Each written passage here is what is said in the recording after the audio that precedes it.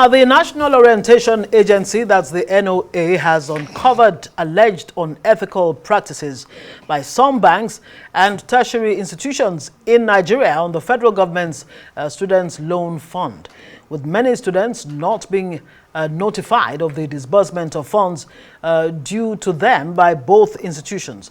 Now, NOA Director General Onilu, at a meeting with the Managing Director of NEL Fund, Akintunde Sawyer, raised these issues. He also disclosed that the tertiary institutions, in connivance with some banks, allegedly shortchanged students by deliberately delaying payments to successful student applicants for personal financial benefit.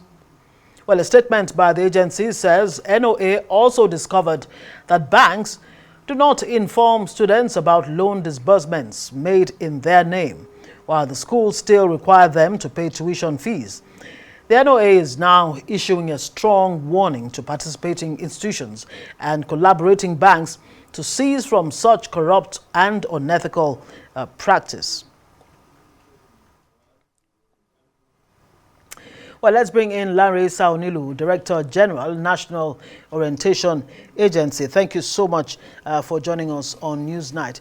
Very quickly, before we get into the conversation proper, I mean, what really prompted this investigation in the first place? Okay, well, I'll just tell you this is in line of our, fulfilling our mandate. Part of our mandate is about communicating government policies, programs, and activities, but also to generate feedback from the citizens, to government. So this we do on fortnight basis all across the 774 local government. We generate feedback, which we call the pulse of the nation. And it was in this process that we have this aspect relating to the student loan, where we see a lot of students complaining that it's only after they have made payment, they discover that already NetFund had paid for the tuition. And schools, didn't inform them. So we had to engage with NetFund, and that is our practice. We relate with the relevant agency of government or institution of government to say this is what we have found and what has happened. And we found out that it was not news to NetFund, and NetFund was actually dealing with the issue already.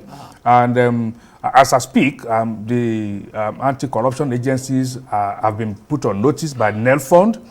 And NELFON has also upped its game in terms of the technology, the digital platform they have provided. So as I speak to you, now students can track from application to disbursement by themselves. So school cannot do that anymore. But it's so sad that any institution will be involved in this kind of thing. It's like sabotaging the citizens. I mean, let's not even talk about government. It's about sabotaging ourselves. Not expected of every time. It's not expected, and there's no way any university or tertiary institution can do this successfully without banks accepting. When you say we have some fund, we want to fix it, and this money is not meant to be fixed in any bank account. It is meant to be taken and disbursed in lieu of the tuition fee, expected from the student. This program is a fundamental program in this country that anybody who knows what happens in other climes, advanced countries, student loan is very fundamental to human capital development. Absolutely. And there's no way a country can grow without supporting the education system. And then you must provide relief to the citizens. And this is a way of doing that. And it's a win-win for the student, for the parent, and for the school. And the society as a whole. Absolutely. Now, help us understand, is it tuition or upkeep? Which one exactly goes to the, is designed to go to the institution, and which one goes to the students directly? Okay, so it is upkeep, the 20,000 naira monthly upkeep that goes to the student. Right. The tuition is paid directly to the school. So it could be a school facilitating, after the students apply on their own, and then the NEL fund engage with the school and ensure, say 120 people, 500 people, students from a particular school, and they take them through the process, approve, and issued a check and make payment to the school. So those students are being paid for. and they should not have to experience any hardship because of lack of payment, because they've been taken care of. So, but now you find a situation that they want to write exams, and they are prevented from writing exams because the money had not been paid purportedly according to the institution. Right. But only for them, sometimes they pay only for them to realize that NEFON had already paid. You know, we also heard of some schools that, you know, charge some fees, processing or so-called fees, you know, for people to access the funds. There's something that you play no role in it. You know, see, the school, you could see that for about 2 years now, we've not heard of ASU strike. Right. This is part of, you know, what this is to bring to the table. Because schools now have. So is it that ASU or these institutions, you know, what they're not getting from federal government in terms of, you know, their 9-point requests that they've been asking for forever, they're helping themselves? Well, are there any punitive measures in place? You say that the, you know, anti-corruption agencies have been, you know, reported to. Yeah, NEFON has done that. But as NOA, Orientation Agency, have you done that, or you're satisfied with what NEFON has done so our far? mandate is to give moral suasion. Right. You shouldn't do this. This is not good for you as a citizen. This is the right thing to do as a citizen. Yeah. But we also engage with those who have some, you know, prosecutorial powers to enforce the rules. And so that's why we had to relate with NEFON. Are you aware of this? And they told us, yes, we have the fact. And this is the steps we have taken. And I must commend NEFON. That is beside the fact that this program has been successful so far. But the rate, within a few days, they have come up with that digital platform that students can now trace from application right to disbursement by themselves. That's interesting to note, and that really should, you know, take away this illegalities going on. But help us understand, how will the universities actually differentiate between the beneficiaries and the non-beneficiaries? And is this really for the indigent students, or is it for those who actually apply for these loans? How exactly is this decided? For all Nigerians, anyone who desire such support. And this should not be strange to us. You know, it's what happened elsewhere, like I said. So anyone can apply. And once you apply, the process of application also involves you stating the university where you come from. And there will be verification from your institution. So your institution is also aware that you are an applicant. And once the application has been processed and approved and the disbursement has been made, it comes with the list of the successful applicants to the school.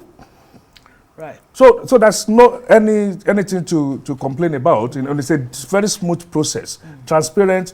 See, there are schools in this country that have, since the beginning of this NEFON project, keyed into it seriously, have put in place their own digital platform that has handshake with NEFON platform. And they actually create desk for students to assist them in processing this fund.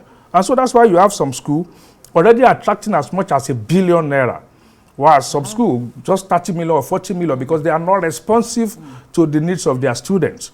So it must be a collaborative effort between NEFON, the school, the students.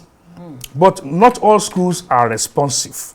And some of them are now trying to game the system. Why? Which ones exactly? I mean, I'm wondering how far, you know, how far-reaching is this fund in terms of which schools really have received this? I mean, based on your findings. Yeah, several how schools. Far-reaching is I can give you the example of the University of Maiduguri that has a very robust system where they practically do it for the students, not just assisting them. Do anything that it takes for the students to be able to attract, because they also take on the responsibility of supporting the student. That's why I say it's a win-win for the student, the parents, and the school. Because, like I was mentioning the ASU issue, some of these funds, when students have problem of paying, schools spend time they should use to do research and teach the children to be chasing them about, you know, to pay tuition fee. the students also use the time they ought to use Studying. to study Yeah. to begin to look for money, and their parents are also scampering around. But this time around, all this is taken out. So school is certain that fund will come in, and then they can apply the fund, Right. and then there's less, need for them to go on strike because there's no fund. That fund is coming, at least from that angle. Yeah. And then the students also can face their studies because they know that somebody is taking that headache away from them. Absolutely. Before I let you go, on the issue of NELFund having reported the infractions on the part of the these universities to anti-corruption agency, what exactly are there? What are there any punitive measures that are clear that this both the institutions and of course the banks that aid them in I'm sure this directing this funds? This agency will have swung into action, and then we'll wait to see the outcome of their investigation.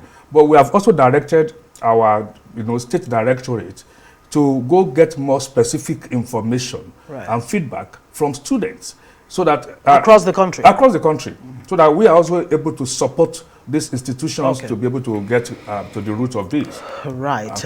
Thank you so much for being proactive on this matter. NOA, National Orientation Agency Director General Lanre Onilu, joining us on Newsnight tonight. Thank you very much. My pleasure.